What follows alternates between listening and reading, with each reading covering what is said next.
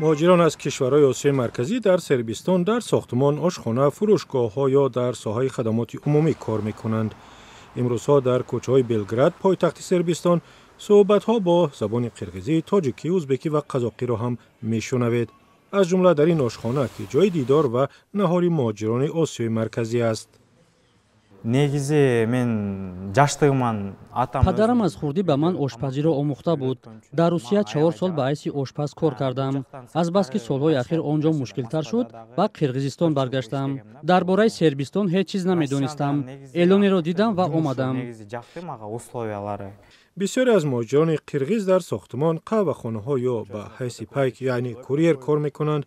خلیل قرانبایف یکی از آنها است که حالا به هموطنانش کمک می‌رساند.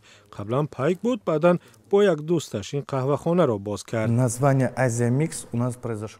ما قهوه‌خانه را تصادفاً آزیا میکس نام نگذاشتیم.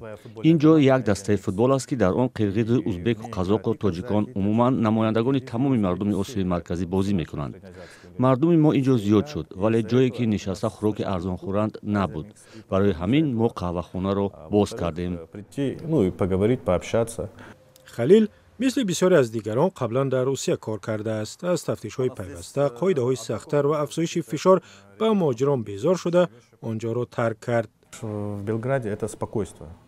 در بلگراد آرامانه کار میکنید. در روسیه همیشه میترسی که یا کی برای تفتیش سندها میآیند. بعدا اختیاریان پیدا شدند که همراه ماموران پلیس در کوچه ها مردم را نگه می‌داشتند. بعد این من فهمیدم که باید اینجا را ترک کنیم. روسیه هر قدر بزرگ باشد هم، ولی برای مهاجران زندگی آنجا سخت شد. در صربستان آرامی است. اگر قانون را رعایت کنید، درست رفتار کنید، کسی تو را نمیرسد. مرا یک بار پلیس نگه داشت. سندهایم را دیدند، مهربانانه جواب دادند. هیچ فشاری نیست. فرق بین اینجا و روسیه از زمین تا آسمان است. بنا به آمار رسمی، مزد میانه کار در صربستان برابر به 1300 یورو است. همه کمش 450 یورو.